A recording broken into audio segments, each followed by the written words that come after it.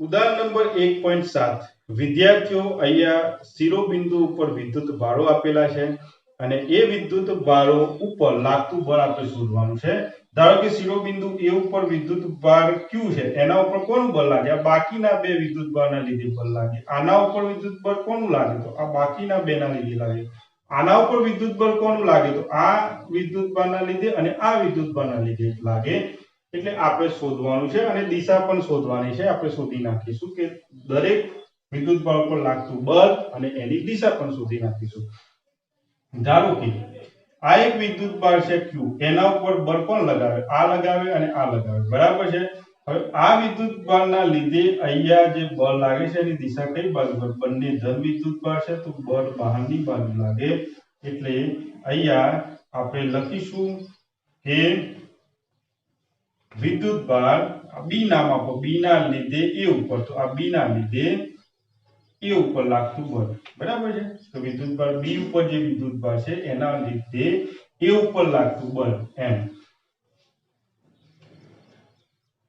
બીજું બળ કોના લીધે લાગે? તો બીજું બળ લાગે આ વિદ્યુત ભારના લીધે। આ વિદ્યુત ભાર ધન છે, આ વિદ્યુત ભાર ઋણ છે, તો આ વિદ્યુત ભાર ને આ વિદ્યુત ભાર આકર્ષે એટલે આના ઉપર બળ કઈ બાજુ લાગે? ઉપરની બાજુ લાગે।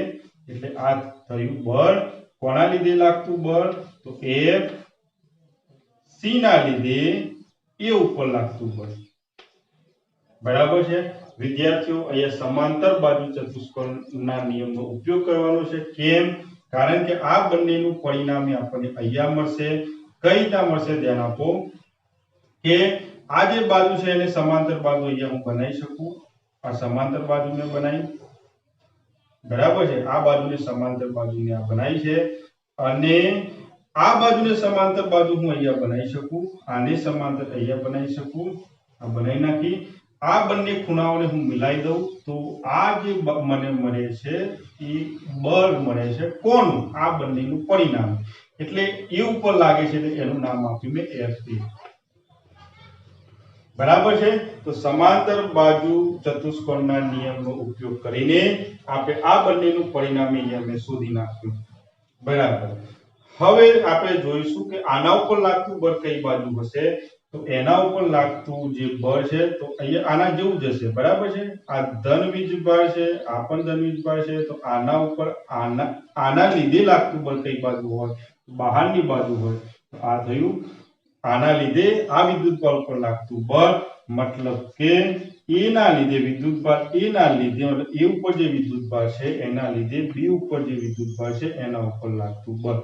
અને આના ઉપર આના લીધે અહીંયા બળ કઈ રીતના લાગે? તો જો આ ધન વીજભાર છે, આ ઋણ વીજભાર છે, એટલે ઋણ વીજભાર ધન વીજભારને આકર્ષે એટલે બળ આ બાજુ લગાવે।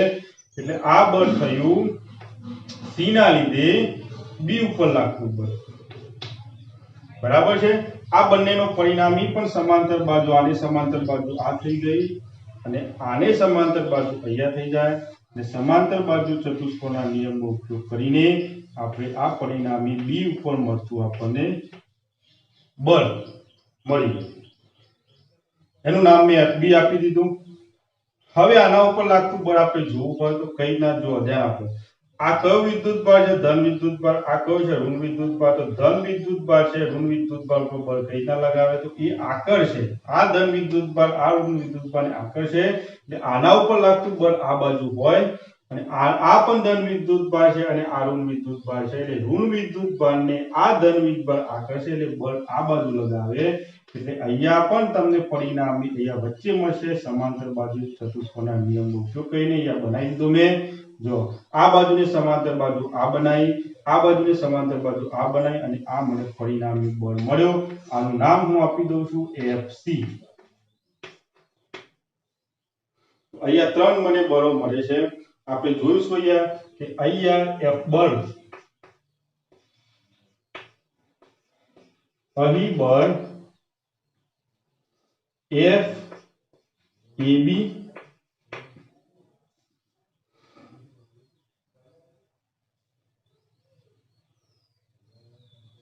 બરાબર શું થશે? FAB બરાબર મતલબ કે આ બે વચ્ચે લાગતું બળ એટલું મૂલ્ય, બરાબર છે।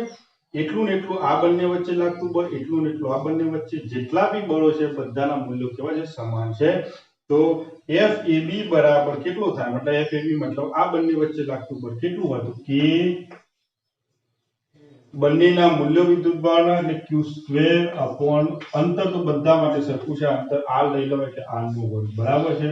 સેમ આપણે આ બંને વચ્ચે આ બંને વચ્ચે લાગતું બળ કેટલું હોય એ આપણે જોઈશું. તો FAC બરાબર કે એક વિદ્યુતભાર q બીજો વિદ્યુતભાર q મૂલ્યો જ લેવાના છે અપોના છે. આ રીતે આપણે જોઈશું. તો અહીંયા તમને જેટલા બી બળો દેખાય છે બધા બળોના મૂલ્યો સમાન છે બરાબર છે. તો મેં તમને એક એક્ઝામ્પલ આપ્યો. અહીંયા લખું છું અહીં બળ કયા બળો છે? FAB સદિશ FAB, બીજું કયો છે? સદિશ FAC, અહીંયા કયો છે? બીજો સદિશ FBA, અહીંયા કયો છે? અહીંયા આ બાજુનો છે સદિશ FBC બરાબર છે. અહીંયા મારે લખવાનું રહી ગયું છે. અહીંયા કયો છે?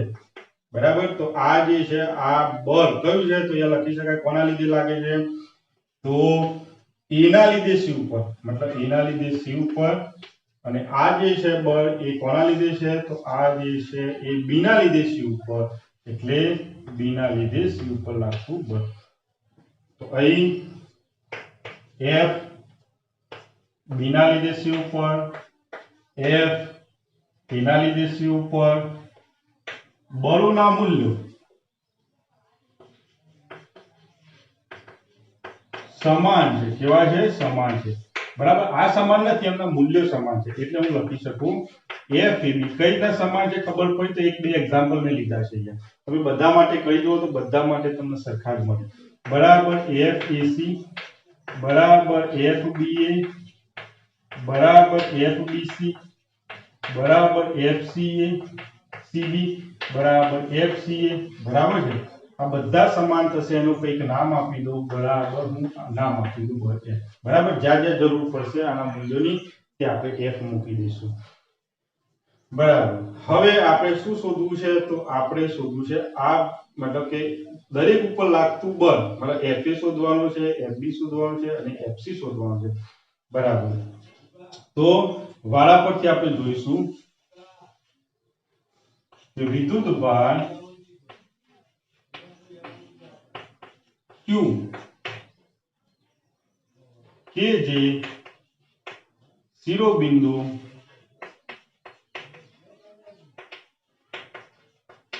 A પર છે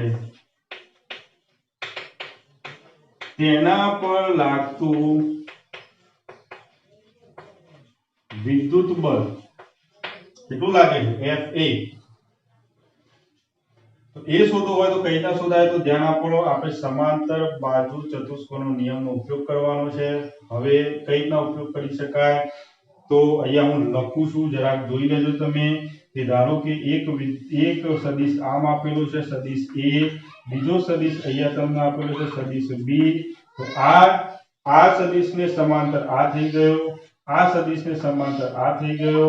તો આ બંનેના ખૂણા હવે હું મિલાઈ દઈશ બરાબર છે. તો આ મને પરિણામી મળ્યો આ જે અહીંયા જે પરિસ્થિતિ બને છે સમાંતર બાજુ ચતુષ્કોણ અહીંયા પણ બને છે. જો અહીંયા FAB બરાબર A છે, અહીંયા FAC બરાબર B છે બરાબર છે, અને અહીંયા FA બરાબર અહીંયા આ છે. તો આનું આપણે પરિણામી મૂલ્ય શોધવું હોય તો R બરાબર કઈ રીતના લખાય? R બરાબર એક બાજુનો વર્ગ વત્તા બીજી બાજુનો વર્ગ વત્તા 2AB cos θ. આ રીતના લખાય બરાબર. તો એ જ વસ્તુ આપણે અહીંયા સરખાવવાની છે. તો જો અહીંયા પણ આપણે પરિણામી કેટલો છે? અહીંયા R છે, તો આપણું પરિણામી અહીંયા FA છે. તો અહીંયા FA બરાબર √ A નો વર્ગ, મતલબ આ બાજુનો વર્ગ, એટલે આપણે આ બાજુ આ રહી, મતલબ FAB નો વર્ગ વત્તા B બાજુ આ રહી, B બાજુ એટલે આપણી આ બાજુ કહેવાય, એટલે FAC નો વર્ગ વત્તા 2 એટલે અહીંયા પણ 2 મૂકીશું a એટલે આપણો કયો છે આ b એટલે આ છે cos θ હવે cos θ કેટલો હોય તો વિદ્યાર્થી આ જે બનશે એ બનશે 120 બરાબર એટલે cos θ કોના વચ્ચેનો ખૂણો છે cos θ ખૂણો છે FAB મતલબ આ ને આ બંને વચ્ચેનો તો આ બળ અને આ બળ વચ્ચેનો જે ખૂણો છે એ કેટલો છે એ હોય 120 નો ખૂણો કઈ રીતના વિદ્યાર્થીએ જોવું હોય તો બી જોઈ લો બરાબર જો આ જે ત્રિકોણ છે મેં અહીંયા બનાવ્યો બરાબર છે બાજુમાં એક હું ત્રિકોણ બનાવી દઉં છું આનો જ ઉપયોગ કરીને બાજુમાં હું ત્રિકોણ બનાવું તો જો આમ બને મેં અહીંયા પણ એક હું ત્રિકોણ બનાવી દઉં છું જો હવે અહીંયા તમને દેખાતી હશે કે આ બાજુ કેટલી હોય આ 60 હોય આ બાજુ કેટલી હોય આ પણ 60 હોય ને આ કેટલી હોય આ પણ 60 હોય તો આપણે એને અહીંયા સાથે સરખાવજો આ ત્રિકોણ એટલે આ રહ્યો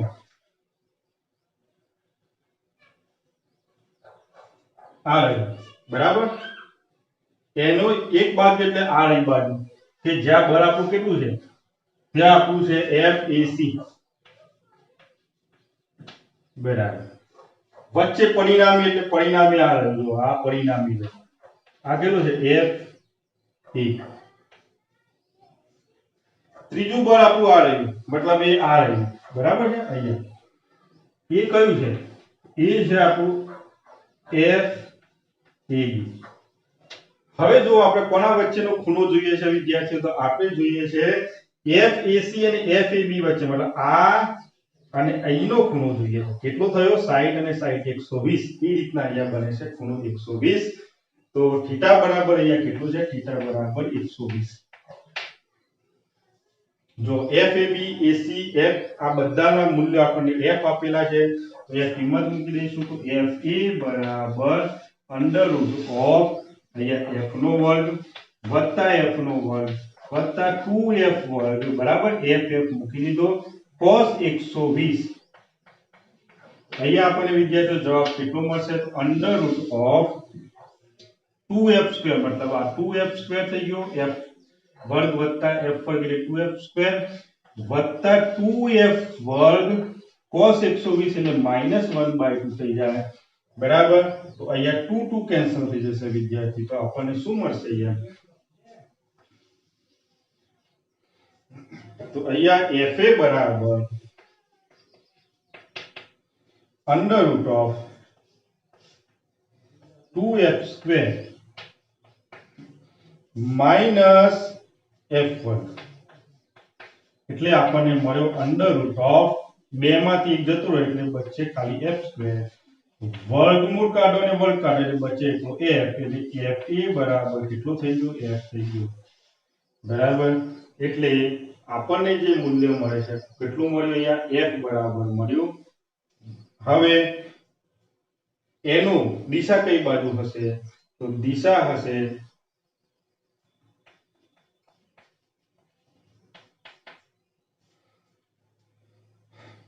જો દિશા કઈ બાજુ છે આ બાજુ છે દેખાય છે તમને પરિણામી બની તો આ દિશા અને આ દિશા સમાન થઈ ગયો આ દિશા અને આ દિશા સમાન થઈ ગઈ એટલે આ જે દિશા છે એ જ આ દિશા છે બરાબર આ જે દિશા છે એ જ છે એટલે આપણી દિશા કઈ બાજુ છે પરિણામી બની B થી C તરફની B થી C તરફની દિશા છે પરિણામી બની બરાબર હવે તમે અહીંયા તમે f બરાબર જે બી તમારે બોલવું હોય બોલી શકો f બરાબર AB કહેવાય બરાબર જે આપણને f મળ્યું AC કહેવાય BA કહેવાય જે બી કહેવું હોય એ આપણને મળ્યું પરિણામી બળ હવે વિદ્યાર્થીઓ આપણે અહીંયા જે B ઉપર વિદ્યુત બળ છે Q એના ઉપર લાગતું બળ FE શોધીશું FB અને FB જે છે એ FA ના જેટલો જ હોય કેમ કારણ કે ખૂણો પણ આપણે કેટલો છે ખૂણો 120 નો છે અહીંયા પણ ખૂણો 120 નો બને છે બીજું કે અહીંયા જે બળ છે FAB FAC એના બરાબર BA થાય છે અને અહીંયા FBC થાય છે, બરાબર છે। મતલબ કે આ બધી પરિસ્થિતિ જે આની છે સેમ ટુ સેમ આની જ છે, એટલે આના ઉપર જેટલું બળ લાગશે એમ એટલું જ બળનું મૂલ્ય આના ઉપર હશે। જોઈ લઈએ આપણે, બરાબર। તો વિદ્યુત ભાર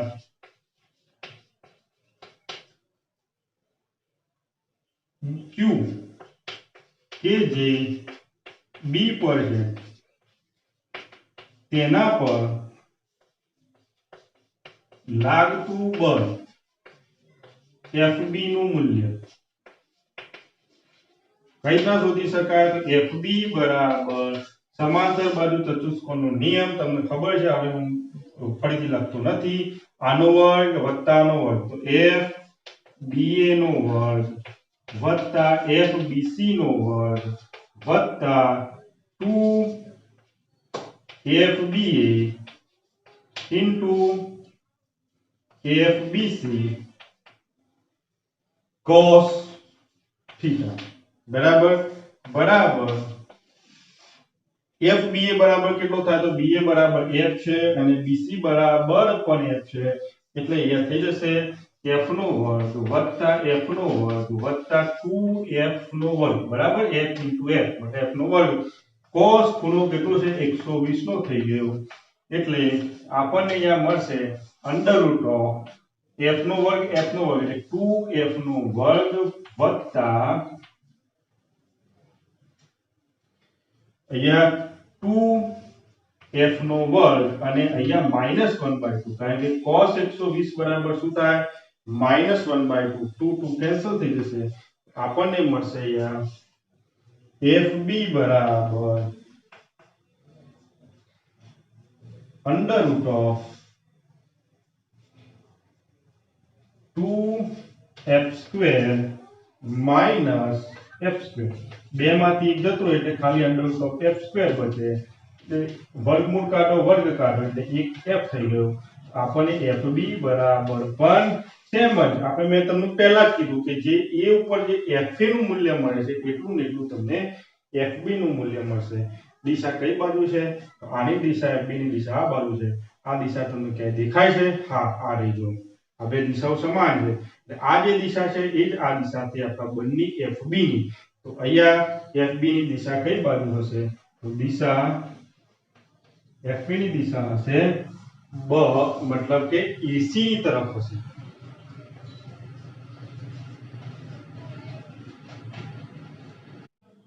હવે આપણે FC શોધીશું, મતલબ કે વિદ્યુત ભાર જે C ઉપર છે એના ઉપર લાગતું બળ જે FC હતું એ હવે આપણે શોધીશું।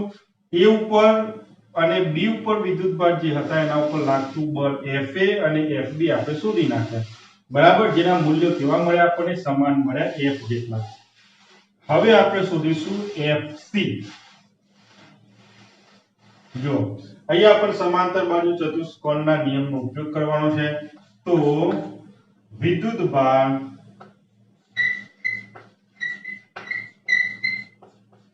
-Q કે જે શિરોબિંદુ C પર છે તેના પર લાગતું બળ FC નું મૂલ્ય, FC બરાબર શું લખાય? FC બરાબર અંડર રૂટ, હું તમને ખબર પડી જશે, હું ડાયરેક્ટ જ લખું છું, કારણ કે બે વખત આપણે જોઈ લીધું કે કઈ રીતના સમાંતર બાજુ ચતુષ્કોણના નિયમનો ઉપયોગ કરી શકાય। તો જો આ FC રહ્યો, એની એક બાજુ ક્યાં છે? આ રહ્યું એક બળ અને બીજું બળ આ રહ્યું, તો આપણે લખીશું FCA નો વર્ગ વત્તા બીજું બળ કયું છે? આ રહ્યું, મતલબ કે FCB નો વર્ગ વત્તા 2FCA FCB cos થીટા। હવે જો cos થીટા કેટલો છે? તો થીટા બરાબર આ બંને બળ, આ એક બળ અને આ એક બળ વચ્ચેનો ખૂણો આ જોઈએ, કેમ? કારણ કે પરિણામી બળ આપણને અહીંયા મળે છે, તો આ ખૂણો જે છે એ કેટલો થાય? તો આપણને પહેલેથી જ ખબર પડે કે ત્રિકોણનો ખૂણો કેટલો હોય? એક બાજુનો 60 નો, આ ખૂણો 60 નો છે, તો થીટા બરાબર અહીંયા આપણો કેટલું છે? 60 ડિગ્રી। અહીંયા વિદ્યાર્થીઓ આપણે કિંમતો મૂકીશું તો અંડરરૂટ ઓફ FCA તો FCA બરાબર F થાય, CB બરાબર કેટલું થાય તો CB બરાબર પણ F થાય, એટલે F નો વર્ગ વત્તા F નો વર્ગ વત્તા 2F અને F મને F નો વર્ગ થઈ ગયો cos થીટા cosine મતલબ cosine કેટલો થાય 1/2 થશે બરાબર છે। અહીંયા અંડરરૂટ ઓફ f વર્ગ વત્તા f વર્ગ એટલે 2f વર્ગ થાય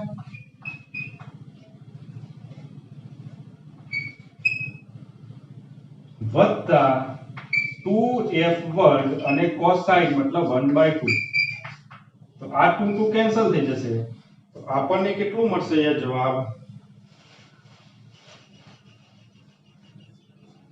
તો જો FC બરાબર અંડરરૂટ ઓફ 2f વર્ગ વત્તા f વર્ગ કેટલું થઈ ગયું વિદ્યાર્થીઓ તો આ અંડરરૂટ ઓફ f વર્ગ અને આ એક બે વખત ને આ એક વખત એટલે 3f વર્ગ થઈ ગયું એટલે આને આપણે √3f લખી શકીએ બરાબર છે FC બરાબર તો આ FC નું મૂલ્ય મળ્યું દિશા કઈ બાજુ હશે તો આપણે દિશા લખીશું આ મૂલ્ય જે FC છે બરાબર FC છે એની દિશા કઈ બાજુ છે જો FC ની દિશા આ લીધો મતલબ કે CBA મતલબ ખૂણો CBA ના દ્વિભાજકની દિશા મતલબ કે બે ભાગ પાડે છે એટલે ખૂણો C ખૂણો B CE નો દ્વિભાજકની દિશામાં છે તો અહીંયા લખી નાખીશ ખૂણો એની દિશા કઈ બાજુ છે BCA